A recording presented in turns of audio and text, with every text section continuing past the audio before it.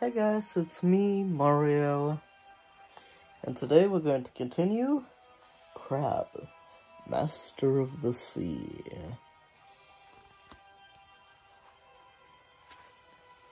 Chapter 3, A New Kingdom, A New Beast.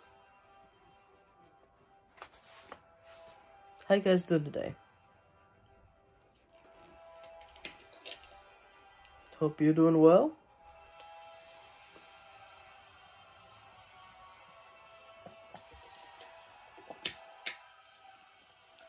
And let's get this started. Tom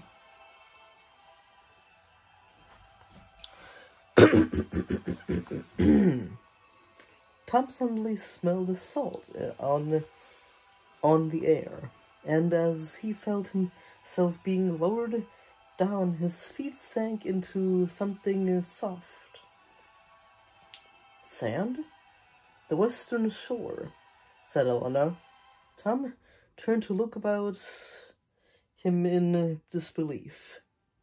Elena was right. They'd been here before to rescue Supron, the sea serpent. I never knew Elderoo's magic was this powerful, said Tom. In one direction. Oh, Dad.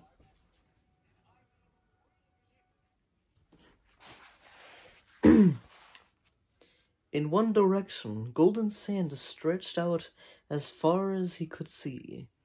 In the other, a rocky headland jutted out into the ocean. In the blustery winds, the ocean's waves were choppy and green. A boat with a sturdy central mast and a furled sail lolled at the angle on the sand. That must be our oar, said Elena. Tom nodded, staring out to sea. Over the water, somewhere, Gwilder awaited. As he took it all in, he realized what was missing. Storm and Silver, he said. He and Elena had been accompanied by their faithful animal friends on every quest so far. The thought of traveling without them was daunting. Suddenly, the air beside the boat began to shimmer. Two shapes formed, one larger than the other. Tom made out Storm's muscular body, then Silver's then Storm's lively form. As the haze vanished, the stallion and the wolf were left standing on the beach. Storm shook his mane and cantered towards them, his hooves churning up the sand. I'm so glad they are here, said Elena. Silver began running in a wide circle, sniffing and snapping at the waves. Tom checked Storm's bulging saddlebags. Inside there was bread, cheese, and dried meats. Their water flasks were also full. His trusty shield hung from the saddle. He'd lost count of the number of times it had saved him. Come on, he said to Elena, putting the shield on his arm. There's no time to waste. They pushed the boat out into the shallows. The cold water lapped around Tom's ankles as he hopped inside the vessel. Elena held it steady as Tom guided Storm on board, and then tied the reins to the bench. Silver leaped into the boat as well, and lay near the prow. As Tom unfurled the sail and sat beside the tiller, Elna jumped on board as well. "Which way, Tom?" "We go west," he replied. "And when we get to Gwilder, we must hope the amulet will guide us to the first beast." The sail soon caught the wind, and the boat cut through the rough sea. "Here," Tom said, holding his flask out to Elena. "We mustn't let ourselves get thirsty. The sun's hot today." They ate some bread and cheese as the sun arched across the sky. By the time they'd finished, Tom noticed that the water was no longer the muddy green of Aventia's, but a shimmering emerald color. The sky too had altered. Gone were the heavy, bruised clouds of the western coast. Now there were no clouds, just a perfect blue sky.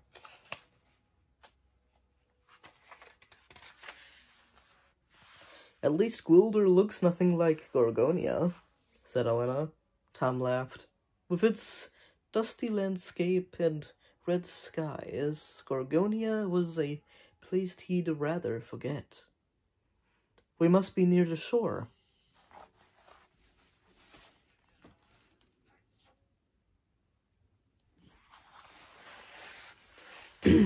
Add.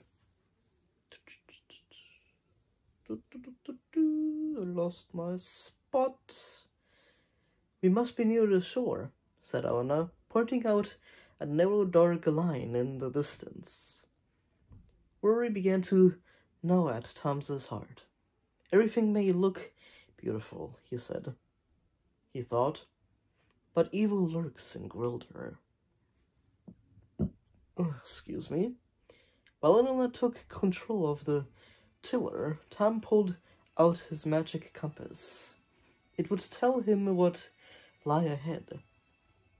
Centering it in his palm and pointing it towards the coast ahead, he watched the needle swing past danger and settled on destiny.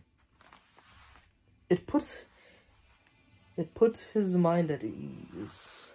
Only a little bit, though. Thunk.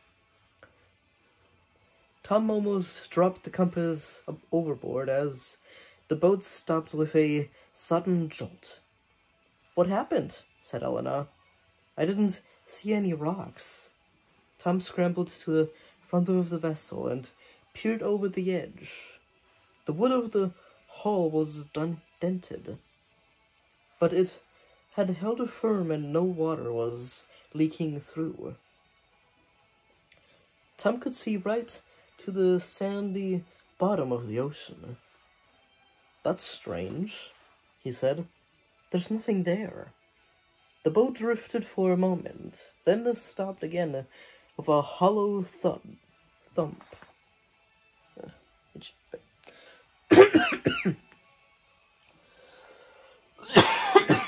Excuse me. I need to drink.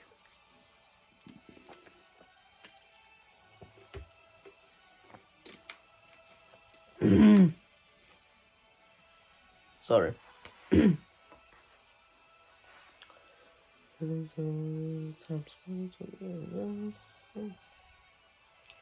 wood of the hull was dented, but it had held firm and no water was leaking through. Tom could see right to the sandy bottom of the ocean. "That's strange," he said. "There's nothing there." The boat drifted for a moment, then stopped again with a hollow thump. This time, Tom saw a black boulder poking out above the water, glistening in the sunlight. He was confused. Rocks didn't just float in the middle of the sea, and then it moved, sinking slowly out of sight. What was it? What was that? Asked Elena. I don't know, Tom replied. Fear made the hairs on the back of his head stand up. He heard Storm snort behind him. The stallion tensed up dangerously. Why do I keep making random sentences? The stallion sensed danger, too. The boulder-like subject appeared again, 20 paces away from the starboard bow. It rose out of the water, trailing seaweed. Looking closer, Tom made out 2 wicked eyes, swirling madly in the hollows of a thick shell. The water around them suddenly became rough, and Tom hurriedly dropped the sail, hoping that the boat wouldn't capsize. He heard Silver howling nervously as more rock-like fragments broke the surface of the waves. It took Tom a moment to realize what they were. Huge pointed legs protruding from the sea. This was no boulder. It was a beast with 8 legs. As the creature continued to rise from the ocean, it swung its huge pincers back and forth. Tom noticed that one of the tips pulsed with a strange bright green substance.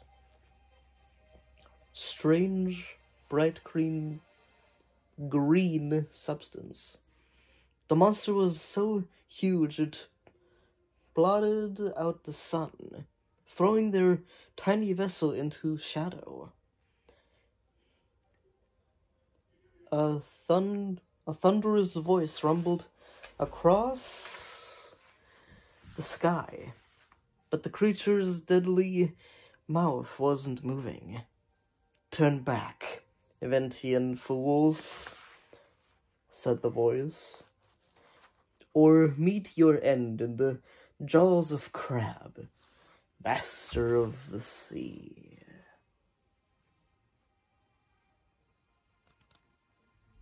And that's the end of the chapter.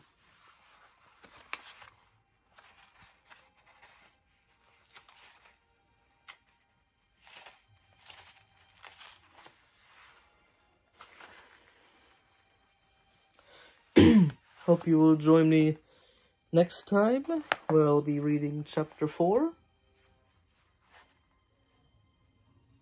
Valmel, Curse of Gwilder.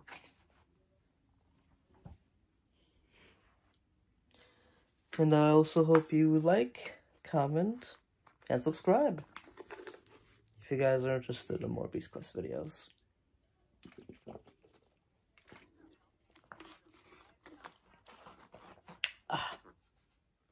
Delicious water.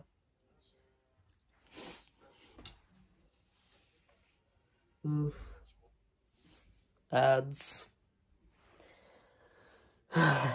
They suck, but I don't wanna get YouTube Premium and pay monthly because I don't have any money. So this is what I need to do. But I'm okay with it. Well, I hope you guys liked the video, and I hope you subscribe for more Beast Quest videos, and maybe some Great Dragon Book videos in the future. Alright, I will see you all in the next video. Bye-bye.